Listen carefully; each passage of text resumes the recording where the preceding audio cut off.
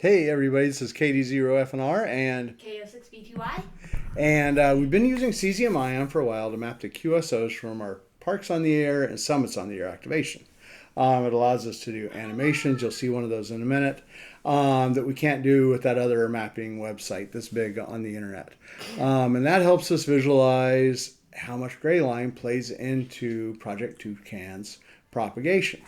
Project TouCans, if you're not familiar, is a QRP rig that KO6BTY and I have been building for the last few years. And it can live in a dipole. So that's it right there. It's housed inside this little dipole.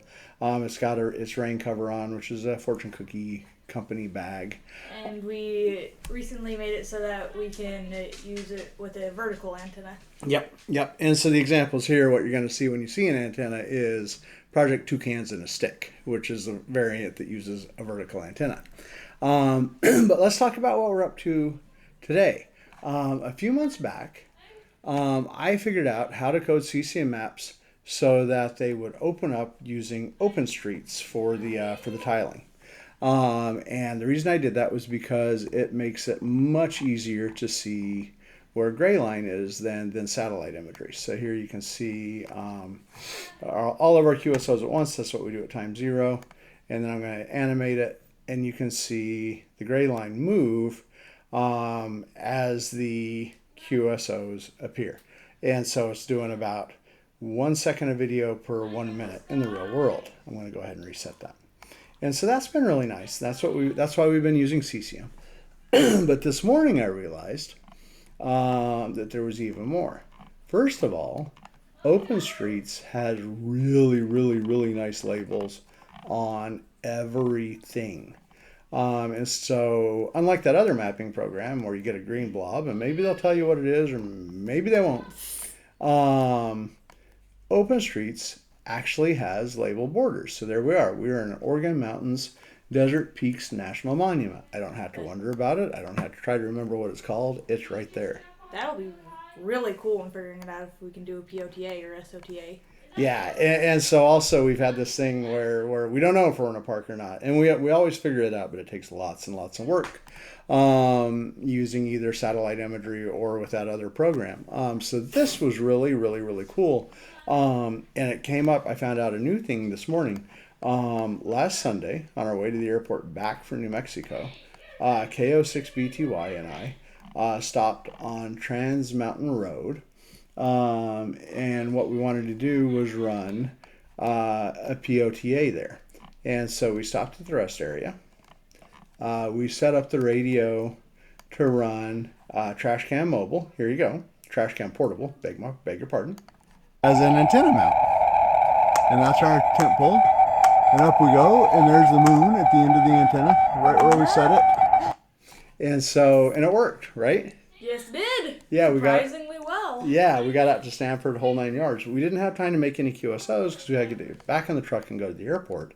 But what I hadn't realized till this morning was, as we were doing this, I was like, ooh, we could try the east side of that mountain range as well, and do a whole other POTA. And it turns out it would be a whole other POTA because once you can see the borders, smack in the middle, here is Franklin Mountain State Park, which is where we knew we were. But had we gone a little bit further, we would have been in Kastner Range National Monument, which is a completely different POTA site. So that was really cool to know. And this is going to make things, as far as planning and having any idea where we are in the world, way easier for us. Now, the second thing I realized is that Cesium did this cool thing. When you use OpenStreets, and programming wise, kind of course they did, but still I hadn't realized it. They maintain all the topological details that they would when you use satellites.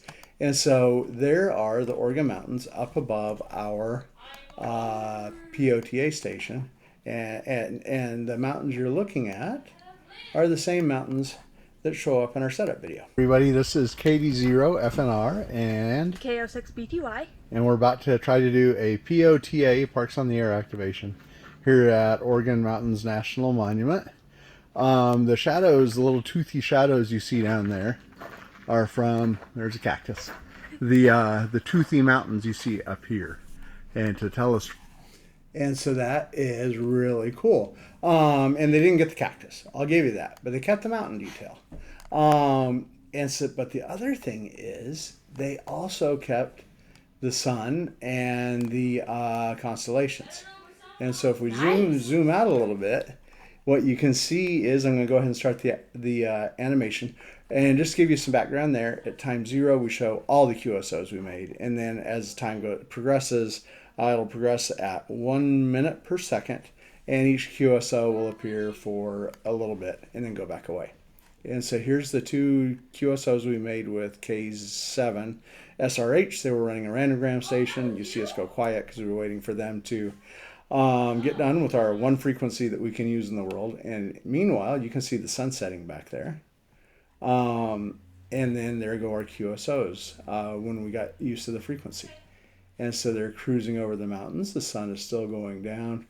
And after a while, the sun's gone. So not only can we watch gray line out on the globe as a whole, we can actually see the sun go down over our QSO site and see all the constellations and what they're up to back there as well.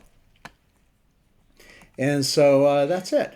Wanted to hop online real quick and tell you the new things we found out about Cesium maps this morning. First one is that OpenStreets has really great border information. And the second one is that even with OpenStreets laid down as the tiles over the map, you still get this really great topographical information. And the map just rolled over, the animation rolled over back to the start, and the sunset and the constellations to boot. Thanks everybody, 72s. 72s.